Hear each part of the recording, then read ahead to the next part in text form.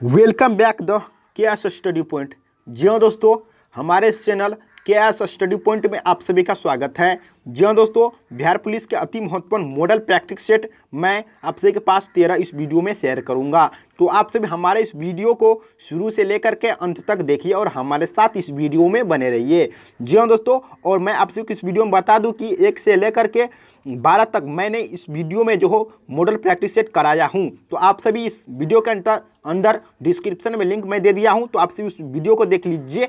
जी हाँ दोस्तों, तभी आपका फाइनली स्कोर जो है 80 से प्लस रहने वाला है। तो आप सभी से एक छोटी सी रिक्वेस्ट है, आपसे हमारे चैनल पर नए जुड़े हैं तो लाल बटन दबाकर चैनल को सब्सक्राइब कर दीजिए और छोटा सा बेल आइकन को दबा दीजिए ताकि मैं जो वीडियो अपलोड करूं आपसे एक पास नोटिफिकेशन के रूप में प्राप्त हो जाए। तो बिना टाइम गवाए हम लोग सवाल को देख लेते हैं। तो सवाल देख सकते हैं आप सभी सामाजिक विज्ञान से है। तो जी हाँ दोस्तों, सवाल को हम सबसे पहले देखते हैं। तो सवाल पूछ रहा है, भारत में स्थित उच्चतम पर्वतीय शिखर है। जी हाँ दोस्तों, भारत में स्थित उच्चतम शिखर कौन सी है?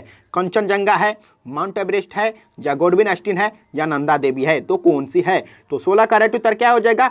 वह सी उत्तर बिल्कुल ही राइट। जी हाँ दोस्तों, गॉडविन एस्टीन जो है यानी कि K2 जो है भारत में स्थित उच्चतम पर्वतीय शिखर है। तो 16 का राइट उत्तर सी हो जाएगा। तो हम सभी 17 नंबर सवाल को देखते हैं। तो 17 नंबर सवाल देख सकते हैं आप सभी। 17 नंबर सवाल है, जिस चौथे मैसूर युद्ध में टीपू सुल्तान लड़ते लड़ते शहीद हुए वह किस वर्ष में लड़ा गया था? जी हाँ दोस्तों, पूछ रहा है सवाल, जिस चौथे मैसूर युद्ध में टीपू सुल्तान लड़ते लड़ते शहीद हुए वह किस वर्ष लड़ा गया था? 1761 ईस्वी में, 1774 ईस्वी में, 1799 ईस्वी में, 1817 ईस्वी में तक किस वर्ष लड़ते लड़ते जो है टीपू सुल्तान की मृत्यु हुई थी? तो 17 का जो राइट उत्तर जो हो गया वह क्या हो जाएगा? यानी कि 17 का जो राइट उत्तर जो हो गया वो सी उत्तर बिल्कुल ही राइट। जी हाँ दोस्तों, 1799 ईस्वी में जो है यानी कि चौथे मैसूर युद्ध हुआ था, उसी युद्ध में जो है टीपू सुल्तान की मृत्यु हो गई थी। तो 17 का राइट उत्तर सी हो जाएगा राइट। तो हम सभी 18 नंबर सवाल को देख लेते हैं। तो 18 नंबर सवाल है वो देख सकते हैं आप सभी। 18 नंबर सवाल पूछ रहे हैं, पशु जाति का नियम अहिंसा और मानव जाति का नियम अहिंसा है, किंतु जहां कार्यकर्ता और अहिंसा में से किसी एक का चुनाव करना हो तो भारत अपने अपमान का निराधार साक्षी बना रहे, ऐसे नर्मदा व्यवहार की अपेक्षा स्वाभिमान की रक्षा के लिए अहिंसा आश्रय ले, उसमें उचित मानता हूँ, यह कथन किसका है? जी हाँ दोस्तों, मैं जो अभी पढ़ा वह किसका कथन पूछ रहा है। तो किसका कथन है? वह जवाहरलाल नेहरू का है, सुभाष चंद्र बोस का, महात्मा गांधी का, या बाल गंगाधर तिलक का?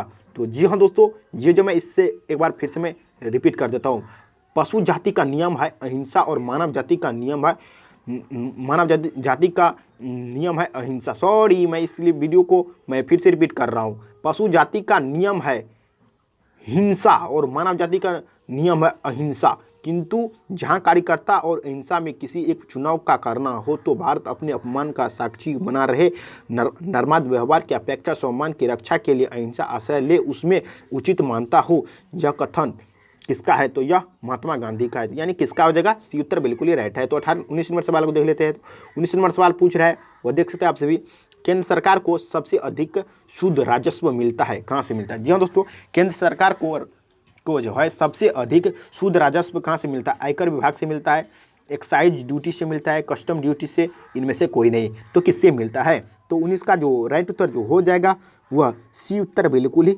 राइट है। जी हाँ दोस्तों, कस्टम ड्यूटी से जो है केंद्र सरकार को सबसे अधिक शुद्ध राजस्व मिलता है। तो 20 नंबर सवाल को देख लेते हैं। तो 20 नंबर सवाल क्या कह रहा है? तो देख सकते हैं आप सभी, हमारे संविधान में निम्नलिखित में से किस मूलभूत अधिकार का समावेश नहीं किया गया? जी हाँ दोस्तों, हमारे संविधान में निम्नलिखित में से किस मूलभूत अधिकार समावेश नहीं किया गया है?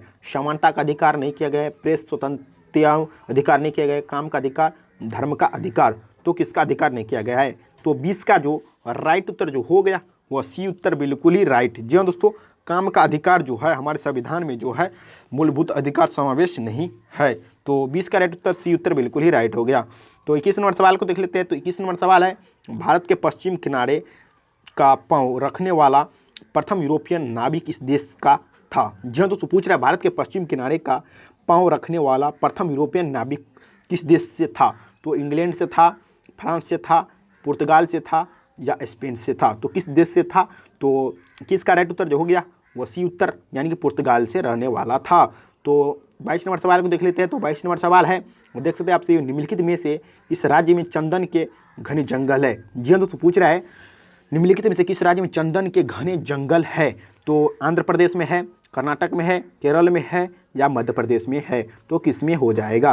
तो 22 का राइट उत्तर जो हो गया वह बी उत्तर बिल्कुल ही राइट। जी हाँ दोस्तों, कर्नाटक में जो है चंदन के घने जंगल है। तो 22 का राइट उत्तर बी उत्तर बिल्कुल ही राइट है। तो 23 नंबर सवाल को हम लोग देखते हैं। 23 नंबर सवाल देख सकते हैं आप सभी। 23 नंबर सवाल है, केंद्रीय मंत्रिमंडल ने अपने केंद्रीय मंत्रिमंडल अपने कार्यकलाप के लिए उत्तरदायी है। जी दोस्तों, केंद्रीय मंत्रिमंडल अपने कार्यकलाप के लिए उत्तरदायी है। वह लोकसभा को लिए है, राज्यसभा के लिए है, पार्लियामेंट के लिए है, प्रेसिडेंट के लिए है। तो किसके लिए केंद्रीय मंत्रिमंडल। तो 23 का जो राइट उत्तर जो हो गया वह ये उत्तर बिल्कुल ही राइट, लोकसभा के लिए उत्तरदायी होते हैं। तो 23 का राइट उत्तर ये उत्तर बिल्कुल ही राइट है। तो हम सभी 24 नंबर सवाल को देख लेते हैं। तो 24 नंबर सवाल है, भारतीय जलवायु कहलाती है। जी हाँ दोस्तों, भारतीय जलवायु कहलाती है उष्ण कटिबंधीय कहलाती है, उपोष्ण कटिबंधीय मानसून कहलाती है, उपशीतोष्ण मानसून कहलाती है, शीतोष्ण मानसून कहलाती है। तो 24 का जो राइट उत्तर जो हो गया वह बी उत्तर बिल्कुल ही राइट है। जी हाँ दोस्तों, उष्ण कटिबंधीय मानसून जो है भारतीय जलवायु कहलाती है। तो 24 का राइट उत्तर बी उत्तर बिल्कुल ही राइट है। तो 25 नंबर सवाल को देख लेते हैं। तो 25 नंबर सवाल है, वह देख सकते हैं आपसे, देश में भारे से माल परिवहन की मुख्य पद्धति है। जी हाँ दोस्तों, देश में भारे से माल परिवहन की मुख्य पद्धति क्या है। हवाई मार्ग से है, रेलवे से है, सड़क से है या अंतर्देशीय जलमार्ग से है। तो 25 का राइट उत्तर क्या हो जाएगा। तो 25 का राइट उत्तर जो हो गया वह बी उत्तर बिल्कुल ही राइट, यानी कि रेलवे से जो है देश में भार से माल परिवहन मुख्य पद्धति है। तो 25 का राइट उत्तर बी उत्तर बिल्कुल ही राइट है। तो 26 नंबर सवाल को देख लेते हैं। तो 26 नंबर सवाल है, वह देख सकते हैं आप सभी। 26 नंबर सवाल है, निम्नलिखित में से किस ग्रीक शासक को चंद्रगुप्त मौर्य ने हराया था। जी हाँ दोस्तों, पूछ रहा है सवाल, निम्नलिखित में से किस ग्रीक शासक को चंद्रगुप्त मौर्य ने हराया था। डेरियस को हराया था, एलेक्जेंडर को हराया था, मेगास्थनीज को या सेल्यूकस निकेटर को। तो किसको हराया था। तो 26 का जो राइट उत्तर जो हो गया वह डी उत्तर बिल्कुल ही राइट। जी दोस्तों, सेल्यूकस निकेटर को ही चंद्रगुप्त मौर्य ने हराया था। तो 26 का राइट उत्तर डी उत्तर बिल्कुल ही राइट है। तो 27 नंबर सवाल को देख लेते हैं हम लोग। निम्नलिखित में से कौन सा विषय केंद्रीय सूची में नहीं है। नागरिकत्व नहीं है, बैंकिंग नहीं है, डाक और तार नहीं है, जंगल नहीं है। तो कौन सा नहीं है। तो 27 का राइट उत्तर जो हो गया वह डी उत्तर बिल्कुल ही राइट, यानी कि जंगल नहीं है केंद्रीय सूची में। तो 28 नंबर सवाल को देख लेते हैं। तो 28 नंबर सवाल है, वह देख सकते हैं आपसे, भारत के किस रेलवे जोन में सबसे अधिक रूट किलोमीटर है। जी दोस्तों, भारत के किस रेलवे जोन में सबसे अधिक किलोमीटर रूट है। तो दक्षिण में है, मध्यस्थ में है, उत्तरी में है, पूर्वी में है। तो क्या हो जाएगा। तो 28 का जो राइट उत्तर जो हो जाएगा वह क्या हो जाएगा, वह सी उत्तर बिल्कुल ही राइट। जी हाँ दोस्तों, उत्तरी रूट में जो है सबसे अधिक किलोमीटर होती है। तो सी उत्तर बिल्कुल हर राइट है गया। तो 29 नंबर सवाल को देख लेते हैं। तो 29 नंबर सवाल क्या कह रहा है। तो देख सकते हैं आपसे 29 नंबर सवाल को। 29 नंबर सवाल है, दक्षिण भारत के अलवार थे, कौन थे। वो जो योद्धा थे, व्यापारी थे, संत थे, मूर्तियों के शिल्पकार एवं चित्रकार थे। तो कौन थे। तो 29 का राइट उत्तर सी उत्तर बिल्कुल ही राइट है। जी हाँ दोस्तों, संत जो थे दक्षिण भारत के अलवार थे, संत। तो हम सभी 31 नंबर सवाल को देख लेते हैं। तो 31 नंबर सवाल क्या कह रहे हैं। तो देख सकते हैं आप सभी, इन्वायरमेंटल क्या पूछ रहा है, इन्वायरमेंटल जूरिस्प्रूडेंस पुस्तक किसने लिखी है। जी हाँ दोस्तों, इन्वायरमेंटल जूरिस्प्रूडेंस पुस्तक किसने लिखी। सुंदरलाल बहुगुणा ने लिखी, अशोक देसाई ने, मेनका सिंह ने, मेघा पाटकर ने। तो किसने लिखी। तो 30 का राइट उत्तर जो हो गया वह बी उत्तर बिल्कुल ही राइट, अशोक देसाई के द्वारा लिखा गया यह पुस्तक है। तो 31 नंबर सवाल को देख लेते हैं तो हम लोग।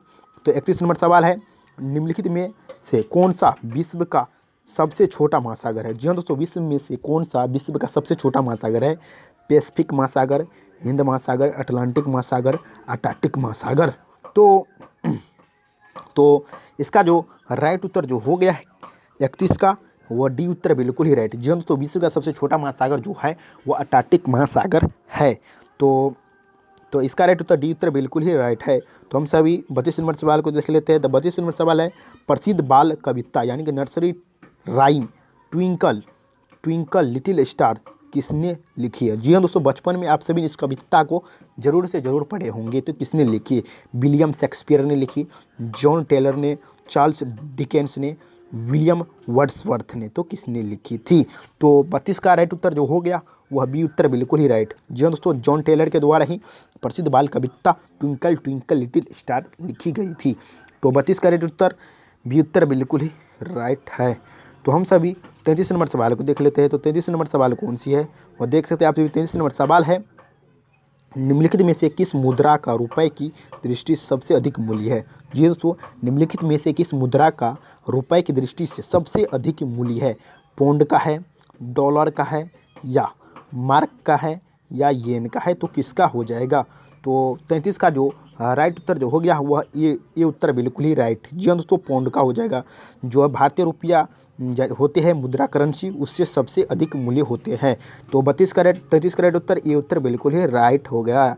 तो हम सभी 34 नंबर सवाल को देख लेते हैं। 34 नंबर सवाल है, देख सकते हैं, बौद्ध धर्म के प्रचार प्रसार के लिए कौन सी भाषा प्रयोग की गई थी?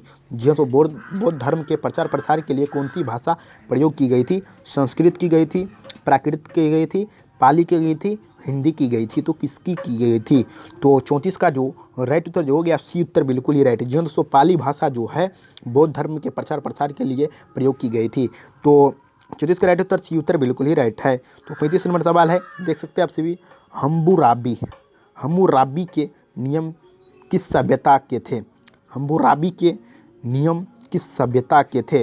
रोम की सभ्यता थी, चीन की सभ्यता थी, बेबीलोन की सभ्यता थी, ग्रीस की सभ्यता थी? तो किसकी सभ्यता थी? तो 35 का राइट उत्तर जो हो गया वह बी उत्तर बिल्कुल ही राइट। जी हाँ दोस्तों, ग्रीस की सभ्यता जो है हम्मुराबी के नियम सभ्यता थे। तो 35 का राइट उत्तर बी उत्तर बिल्कुल ही राइट है। तो हम सभी 36 नंबर सवाल को देख लेते हैं। तो 36 नंबर सवाल क्या कह रहे हैं? तो देख सकते हैं आप सभी, खगोलीय एकक है तो क्या है? सूर्य के केंद्र से पृथ्वी केंद्र तक की मध्य दूरी है, सूर्य की सतह से पृथ्वी की सतह की मध्य दूरी है, या सूर्य से पृथ्वी तक की अधिकतम दूरी है, सूर्य से पृथ्वी की न्यूनतम दूरी है? तो क्या हो जाएगा? तो 36 का जो राइट उत्तर जो हो गया वह बी उत्तर बिल्कुल ही राइट है। खगोलीय एकक जो है सूर्य की सतह से पृथ्वी सतह तक की मध्य ही दूरी है। तो अगला नंबर सवाल को देख लेते हैं हम लोग। तो अगला नंबर सवाल है, वह देख सकते हैं आप सभी, महान दार्शनिक प्लेटो किस देश के निवासी थे? जी हाँ दोस्तों, महान दार्शनिक प्लेटो किस देश के निवासी थे? तो मिस्र के थे, ग्रीस के थे, फ्रांस के थे, या चीन के थे? तो महान दार्शनिक प्लेटो किस देश के निवासी थे? तो 37 का जो राइट उत्तर जो हो गया वह बी उत्तर बिल्कुल ही राइट। ये हाँ दोस्तों, दार्शनिक जो तो प्लेटो जो थे वो ग्रीस के रहने वाले व्यक्ति थे। तो हम सभी अगला नंबर सवाल को देख लेते हैं। तो अगला नंबर सवाल है, ड्रिबिल शब्द किस खेल से प्रयुक्त किया जाता है? ड्रिबिल शब्द किस खेल से प्रयुक्त किया जाता है? फुटबॉल से किया जाता है, बैडमिंटन से किया जाता है, टेनिस से किया जाता है, या क्रिकेट से किया जाता है? तो हम सभी 38 का जो राइट उत्तर जो हो गया वह ये उत्तर बिल्कुल ही राइट। जो ड्रिबिल शब्द जो है फुटबॉल से संबंधित है। तो 38 का राइट उत्तर ये उत्तर बिल्कुल ही राइट है।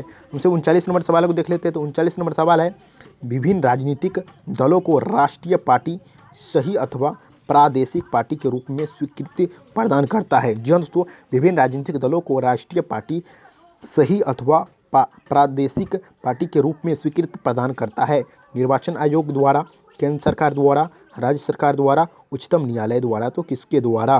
तो 39 का राइट उत्तर ये उत्तर बिल्कुल ही राइट। जी हाँ दोस्तों, निर्वाचन आयोग द्वारा किया जाता है। तो 40 नंबर सवाल को देख लेते हैं। तो 40 नंबर सवाल है, वह देख सकते हैं आप सभी, 40 नंबर सवाल है, विश्व विरासत दिवस किस तिथि को मनाया जाता है? जी हाँ दोस्तों, विश्व विरासत दिवस किस तिथि को मनाया जाता है? 18 मार्च को मनाया जाता है, 18 अप्रैल को मनाया जाता है, 20 जून को मनाया जाता है, 10 जुलाई को मनाया जाता है विश्व विरासत दिवस? तो 40 का राइट उत्तर बी उत्तर बिल्कुल ही राइट। जी हाँ दोस्तों, 18 अप्रैल को ही विश्व विरासत दिवस मनाया जाता है। तो 40 का राइट उत्तर बी उत्तर बिल्कुल ही राइट है। तो 41 नंबर सवाल को देख लेते हैं। 41 नंबर, ब्याज दर निर्धारित की जाती है? जी हाँ दोस्तों, ब्याज दर जो होती है कहाँ से निर्धारित की जाती है? तो निविष्टि पूंजी पर प्रतिफल की दर द्वारा, केंद्र सरकार द्वारा, तरलता अधिमान द्वारा, वाणिज्यिक बैंकों द्वारा। तो किसके द्वारा की जाती है? तो 41 का राइट उत्तर डी उत्तर बिल्कुल ही सही है, यानी कि वाणिज्यिक बैंकों द्वारा जो है ब्याज दर निर्धारित की जाती है। तो हम लोग 42 नंबर सवाल को देख लेते हैं। तो 42 नंबर सवाल क्या कर रहे हैं? तो देख सकते हैं आप सभी, भारत सेवक समाज की स्थापना किसने की? जी हाँ दोस्तों, भारत सेवक समाज की स्थापना किसने की थी? चित्तरंजन दास ने की थी, बाल गंगाधर तिलक ने की थी, लाला हरदयाल ने की थी, गोपाल कृष्ण गोखले ने की थी। तो किसने की थी भारत सेवक समाज की स्थापना? तो 42 का राइट उत्तर डी उत्तर बिल्कुल ही राइट। जी हाँ, तो गोपाल कृष्ण गोखले के द्वारा ही भारत सेवक समाज की स्थापना की गई थी। तो 42 का राइट उत्तर डी उत्तर बिल्कुल ही राइट है।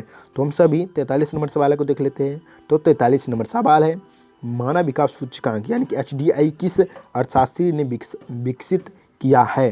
तो डॉक्टर मनमोहन सिंह ने किया है, जसवंत सिंह ने किया है, डॉक्टर महबूब उल हक ने किया है, या अमर्त्य सेन ने तो किया है? तो किसने किया है? पूछ रहा है सवाल, मानव विकास सूचकांक किस अर्थशास्त्री ने विकसित किया? तो 43 का जो राइट उत्तर जो हो गया वो सी उत्तर बिल्कुल ही राइट, यानी कि डॉक्टर महबूब उल हक के द्वारा ही किया गया, जो पाकिस्तानी अर्थशास्त्री है। तो 44 नंबर सवाल को देख लेते हैं हम लोग। 44 नंबर सवाल है, राज्य सरकार के कार्य किसके नाम से कार्यान्वित किए जाते हैं? राष्ट्रपति के द्वारा, राज्य के राज्यपाल के द्वारा, राज्य के मुख्यमंत्री के द्वारा, या प्रधानमंत्री के द्वारा? तो किसके द्वारा राज्य सरकार के कार्य किसके नाम से कार्यान्वित किए जाते हैं? तो 44 का जो राइट उत्तर जो हो गया बी उत्तर बिल्कुल ही राज्य के राज्यपाल के द्वारा ही कार्यान्वित किए जाते हैं। तो 45 नंबर सवाल को देख लेते हैं हम लोग। 45 नंबर सवाल है, भारत के राष्ट्रीय ध्वज की लंबाई और चौड़ाई का अनुपात क्या है? जी हाँ दोस्तों, पूछ रहा है भारत के राष्ट्रीय ध्वज की लंबाई और चौड़ाई का अनुपात क्या है? 5:3 है, 3:2 है, 3:4 है, या 2:3 है? तो क्या हो जाएगा? तो 45 का जो राइट उत्तर जो हो गया वह भी बिल्कुल ही राइट है। दोस्तों 3:2 जो है भारतीय राष्ट्रीय ध्वज की लंबाई और चौड़ाई जो है 3:2 है, 3:2 हो जाएगा। तो हम लोग 46 नंबर सवाल को देख लेते हैं। तो 46 नंबर सवाल है, भारतीय रेलवे में मीटर गेज ट्रैक के लिए मानक लंबाई होती है? कितनी मानक लंबाई होती है? 1000 किलोमीटर, 1676 मीटर, 762 मिलीमीटर, 610 मिलीमीटर? तो कितनी होती है? तो भारतीय रेलवे मीटर गेज ट्रैक के लिए मानक लंबाई जो होती है वह कितनी होती है? तो 46 का राइट उत्तर जो हो गया वह ये उत्तर 46 का जो राइट उत्तर ये उत्तर बिल्कुल ही राइट है। जी हाँ दोस्तों, 1000 मिलीमीटर जो है भारतीय रेलवे मीटर गेज की ट्रैक के लिए लंबाई होती है। तो 47 नंबर सवाल को देख लेते हैं। तो 47 नंबर सवाल क्या कर रहे हैं? तो देख सकते हैं आप 47 नंबर सवाल, भारत में भारत सरकार द्वारा कागजी मुद्रा यानी कि पेपर करेंसी प्रारंभ होने का वर्ष कौन सा है? भारत में भारत सरकार द्वारा कागजी मुद्रा पेपर करेंसी प्रारंभ होने का वर्ष कौन सा है? 1761 ईस्वी है, 1855 ईस्वी है, 1861 ईस्वी है, या 1905 ईस्वी है? तो कौन सा ईस्वी है? तो 47 का राइट उत्तर जो हो गया वह सी उत्तर बिल्कुल ही राइट, यानी कि 1861 ईस्वी में भारत सरकार द्वारा कागजी मुद्रा यानी पेपर करेंसी प्रारंभ होने का वर्ष है 1861 ईस्वी। तो हम सभी अगला नंबर सवाल को देख लेते हैं। तो अगला नंबर सवाल क्या कर रहा है? तो देख सकते हैं आप सभी, तीसरी दुनिया यानी कि पद प्रासंगिक है किसके लिए? विकासशील देशों के लिए, विकसित देशों के लिए, एशियाई के देशों के लिए, सार्क देशों के लिए? तो किसके देश के लिए? तो एशियाई तीसरी दुनिया जो है प्रासंगिक है। तो 48 का राइट उत्तर ये उत्तर बिल्कुल ही राइट है। तीसरी दुनिया जो है विकासशील देशों के लिए प्रासंगिक है। तो 49 नंबर सवाल को देख लेते हैं। तो 49 नंबर सवाल है, ताशकंद समझौता। जी हाँ दोस्तों, ताशकंद समझौता पर हस्ताक्षर हुए थे, कब हुए थे?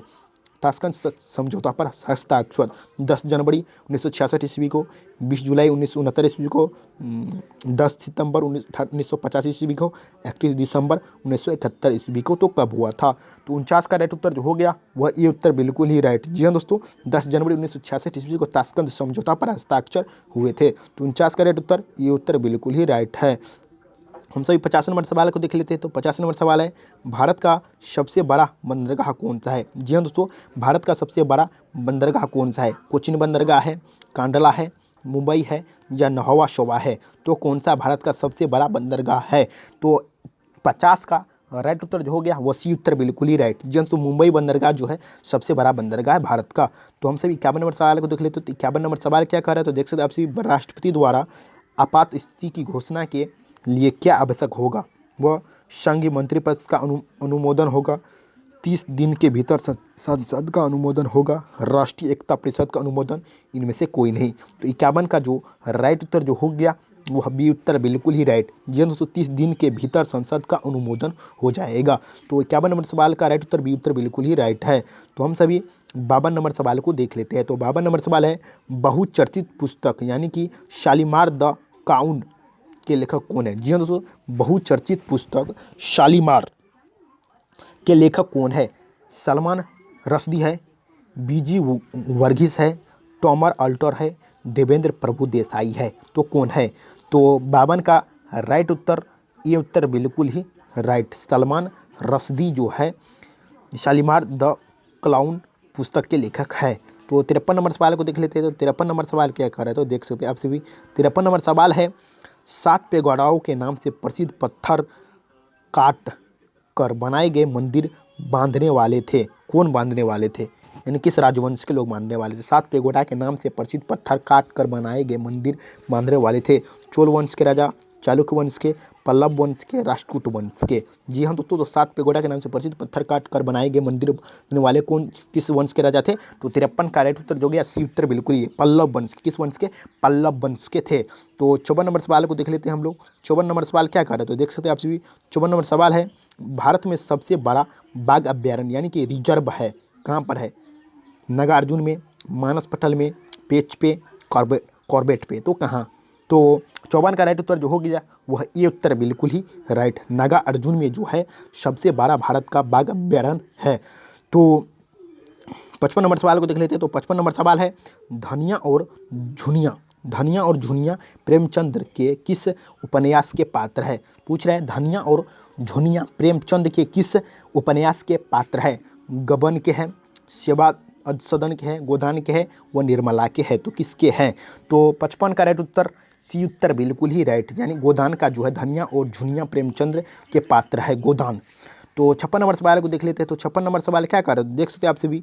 निम्नलिखित में से कौन सा स्वदेश में विकसित पायलट रहित टर्जेट विमान है? कौन सा है? पूछ रहा है सवाल, निम्नलिखित में से कौन सा स्वदेश में विकसित पायलट रहित टर्जेट विमान है? वह आकाश है, हंस है, लक्ष्य है, अर्जुन है। तो कौन सा है? तो 56 का राइट उत्तर जो हो गया वह सी उत्तर बिल्कुल ही राइट, यानी कि लक्ष्य टर्जेंट विमान है। तो 57 नंबर सवाल को देख लेते हैं। तो 57 नंबर सवाल क्या कह रहे हैं तो देख सकते हैं आप सभी। विश्व वन्य जीव निधि का शुभकर क्या है? जी हाँ दोस्तों, यानी कि वर्ल्ड वाइल्ड लाइफ फंड का शुभकर क्या है? वो भालू है, बाघ है, हिरन है, पांडा है। तो कौन सा है? तो इसका जो 57 का राइट उत्तर जो हो गया वह डी उत्तर बिल्कुल ही राइट। जी हाँ दोस्तों, पांडा जो है विश्व वन्य जीव निधि का शुभकरण है पांडा। तो 57 का राइट उत्तर डी उत्तर बिल्कुल ही राइट है। तो हम लोग 58 नंबर सवाल को देख लेते हैं। तो 58 नंबर सवाल है, लाल किले में मुगल अस्तित्व किसके पतन के साथ समाप्त हुआ? जी हाँ दोस्तों, लाल किले में मुगल अस्तित्व किसके पतन के साथ समाप्त हुआ था? मोहम्मद शाह के साथ, अकबर के साथ, बहादुर शाह जफर के साथ, शाह आलम के साथ। तो किसके साथ? तो 58 का राइट उत्तर सी उत्तर बिल्कुल ही राइट। बहादुर शाह जफर जो है लाल किले के मुगल अस्तित्व के साथ समाप्त हुआ था, बहादुर शाह जफर। तो 58 का राइट उत्तर जो हो गया वो सी उत्तर बिल्कुल ही राइट है। तो 59 नंबर सवाल को देख लेते हैं। तो 59 नंबर सवाल क्या कर रहा है तो देख सकते हैं आपसे। 59 नंबर सवाल है, राष्ट्रपति राज्यों में निम्नलिखित के तहत राष्ट्रपति शासन आरोपित करता है? अनुच्छेद 256 के तहत, अनुच्छेद 265 के तहत, अनुच्छेद 356 के तहत या अनुच्छेद 370 के तहत? तो किसके तहत राष्ट्रपति राज्यों में निम्नलिखित के तहत राष्ट्रपति शासन आरोपित करता है? तो 59 का राइट उत्तर जो हो गया वह सी उत्तर बिल्कुल ही राइट, अनुच्छेद 356 के तहत। लास्ट एवं अंतिम सवाल को देख लेते हैं। तो लास्ट एवं अंतिम सवाल है वह देख सकते हैं आप सभी। लास्ट एवं अंतिम सवाल है, दक्षिण एशियाई देशों के साथ मुक्त व्यापार क्षेत्र समझौता यानी कि साप्टा किस तिथि से लागू कर दिया गया? दोस्तों, 1 जनवरी 2006 से, 1 नवंबर 2005 से, या 26 जनवरी 2006 से, या 1 दिसंबर 2005 से। तो किससे? तो 60 का राइट उत्तर ये उत्तर बिल्कुल ही राइट। जी हाँ दोस्तों, यानी कि 1 जनवरी 2006 से जो है साप्टा का जो है सदस्य तिथि लागू कर दिया गया था 1 जनवरी 2006 से।